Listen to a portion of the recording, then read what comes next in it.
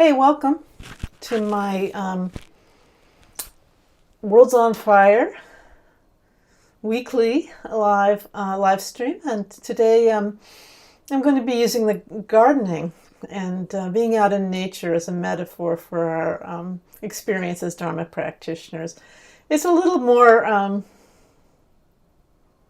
this is a little more fun and light than my usual topics, but I'm going to be comparing the experience in the garden that I had this week, because it's March when this is being filmed, to Dharma, to the different levels of Dharma practice. So when we start out as Buddhists, at the core level of Buddhism, what are the first principles we're going on? Well, there's this wheel of samsara. We're going round and round, life after life, birth, life, death, rebirth. And based on karma,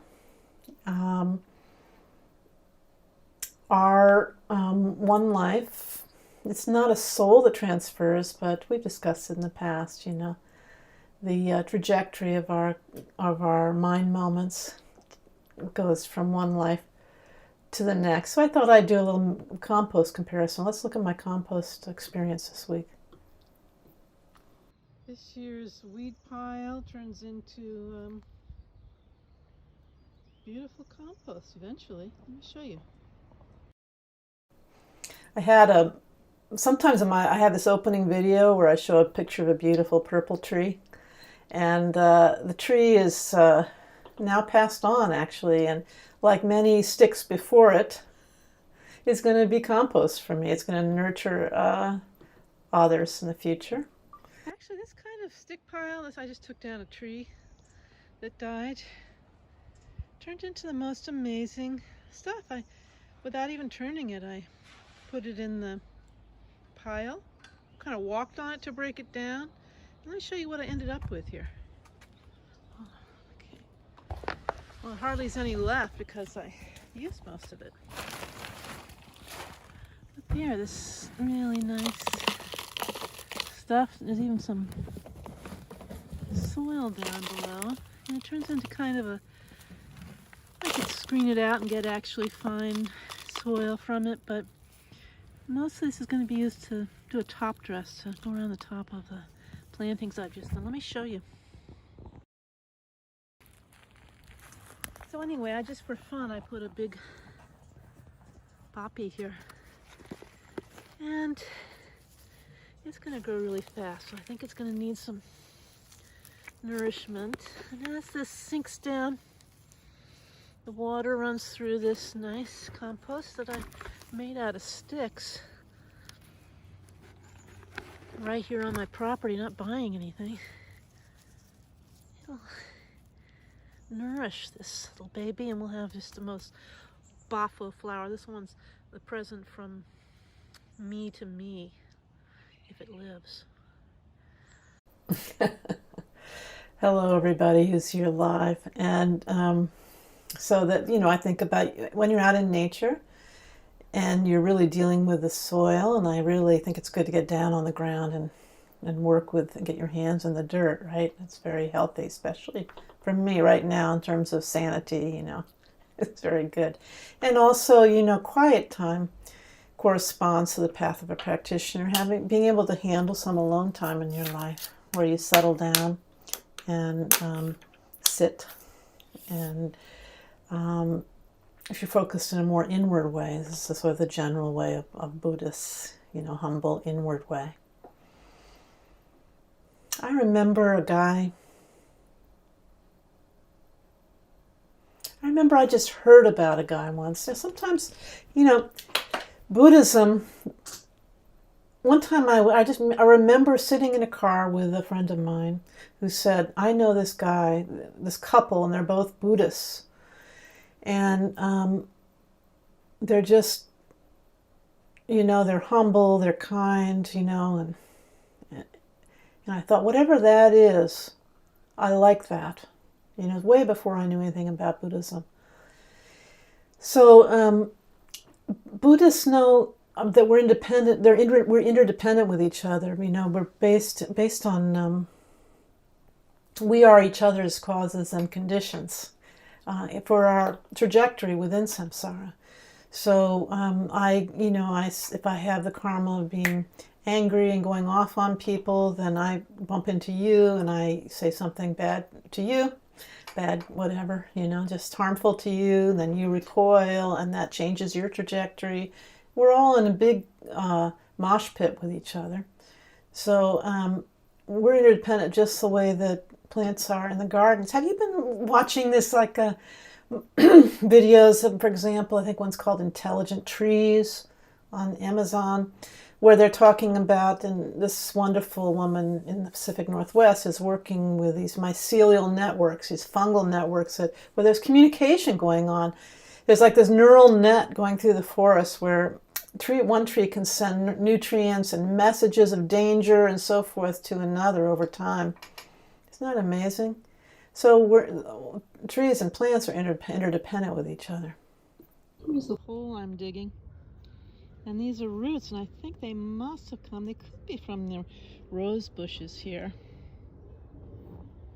Or they could be from all the way from this tree behind the camera I have set up, which is way, like 5 feet from that little tree. I think that was a root from that fig tree. It's really something, and so we never know. We're totally, in some ways, inseparable from each other. Usually Vajrayana people don't talk this way. We're more lone eagle talking kind of people. But the truth is, how can you, we're in a net with each other. So another thing is that when we're starting out in Buddhism, at a basic level, but an ongoing way, we're building merit. We're creating like the soil for our development as practitioners. Oh, this one isn't going to run for me. That's too bad.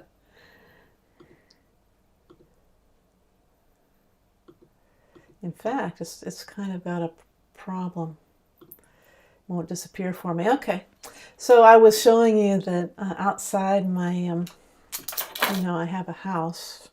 And I have a little yard, like a lot of people. And then I have a fence around the yard, right? And then outside the fence, there's a little bit of dirt still left, right? So the dirt out there, it's very low quality. And I haven't done anything to amend it or build it up. And one way you build up your store of merit is by making offerings. We think of things as offerings. So I'm putting all these offering plants. On the one, they're offered definitely to the Buddhas and Bodhisattvas. I can picture all the Buddhas and Bodhisattvas, the awakened ones of the past, present, and future in front of me. And then say I'm offering this beautiful flowers. I'm making a whole row of flowers around the outside. And in the process,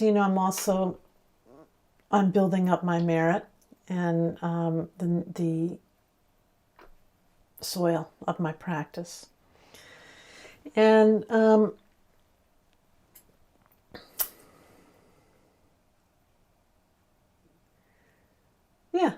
so then on the level of the great vehicle, the Mahayana of the Bodhisattva, we're not just not harming sentient beings, which is a common to all Buddhists, but we're helping sentient beings. In fact, we're putting, ideally, the needs of sentient beings before ourselves. And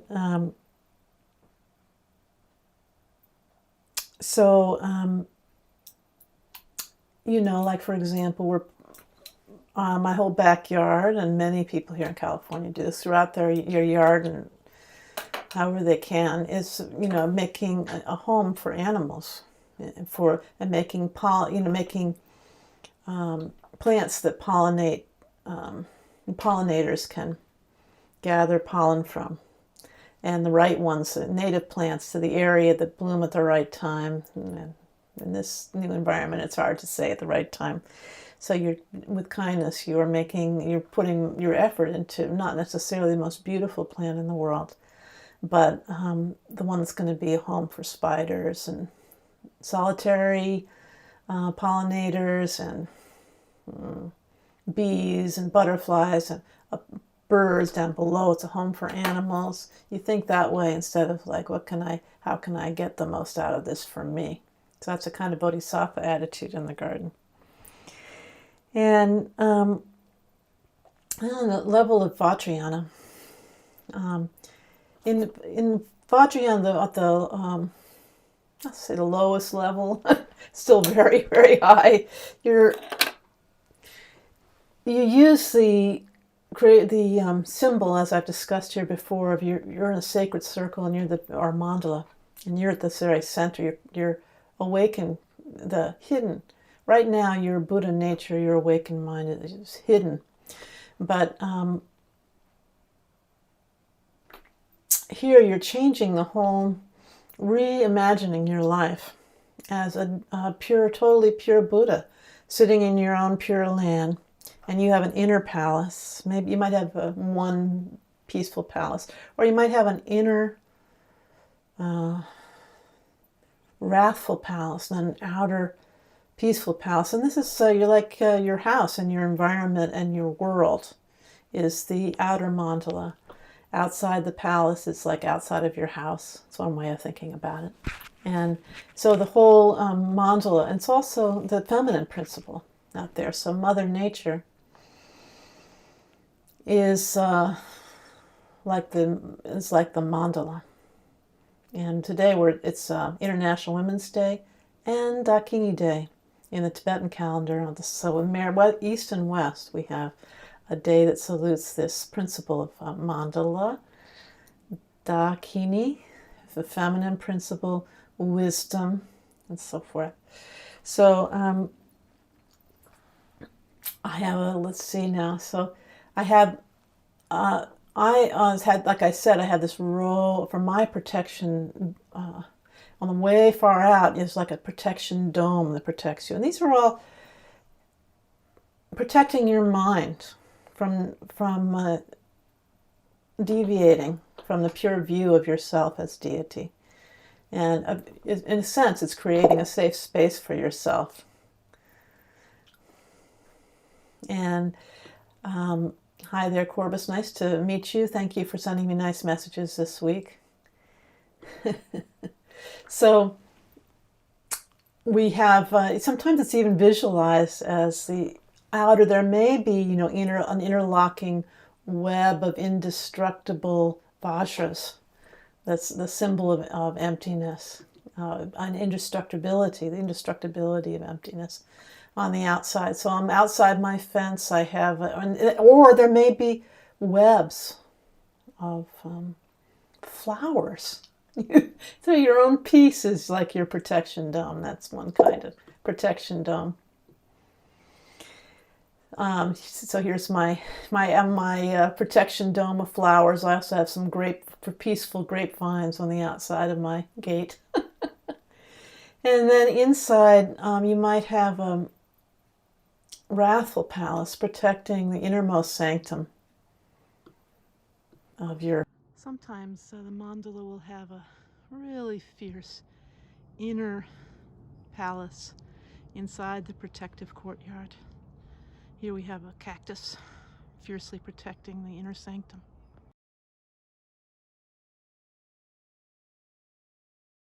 So there you go.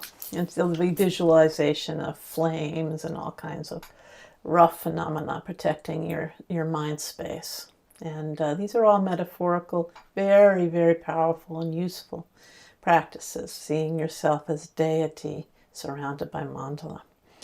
And then I was noticing this week also that, as you ascend, you don't need all the visualization and tools as much to protect your mind. Just wherever you go, your mind can be like just totally open. And I was noticing that as I I would go out to garden because I had things to do, and I had to think of this plant is going to go there. My mind would be going with, it's going to be, it needs this much compost and it needs this much fertilizer, and the hole's going to be this deep, and my mind's going, and then I'm out there and my hands go in the dirt and I'm putting the thing in, and then some kind of gap goes in in your mind. Boom. And all of a sudden, have you experienced this where your mind just suddenly opens and there's nothing there, yet everything is there. You can see everything. It's not like you're not spaced out, you're not lost. It's just suddenly you're actually present with what's going on there, and everything is just color and light. And you can really feel the breeze coming through, and you're really present. And it happens kind of spontaneous. It's almost by being with the outer nature of the earth, particularly, touching, being down, seated on the earth, having your hands on the earth, if you can do that. I recommend it because without contriving it, it's almost like an introduction. You're introducing yourself to the actually inner nature of your mind. And that's more accords with the higher levels of Vajrayana, like Dzogchen and Mahamudra. So Corbus just made an interesting comment that, folk culture, some places, people buried jars of nails and glass. Yeah, and actually in Tibetan folk culture, there's a way of there's all the science of geomancy, with what direction you should build your house in, the different levels of the house and how they should be arranged and which way it should face. And then in the hallway, you have I always imagine we have a Western umbrella stand, but in their stand you have swords. It's not like you're going to mow somebody down, if they say the wrong thing, but they represent this Drala's warrior energy. So I'm not the best person to talk about Tibetan, native Tibetan indigenous folk beliefs, but that's definitely there. The symbolism becomes pretty universal. So I think that may be about all I have to say this week. It's time to connect with nature, and I really recommend, folks, if you're feeling down because it's been a year, for some of us, myself included, we've been largely alone for the last year, or other people are trapped inside with their family who they love very much. But, that's not easy always to get together with the kids can't go to school and so forth. Really do, even though it seems there's some pressure, it feels like there's forces keeping me inside the house. I don't know if you feel that way, but in this pandemic here, at least as things are here in the United States. And I have to really make a push for myself to get out, and planting things has been my best. And also, planting is a feeling of hope, right? That maybe when that flower blossoms, when that vegetable is edible, we'll be in a better place. And so, may it be so. I hope you all have a wonderful week. Nice to see you, Corbus. And see you again next week. Bye-bye.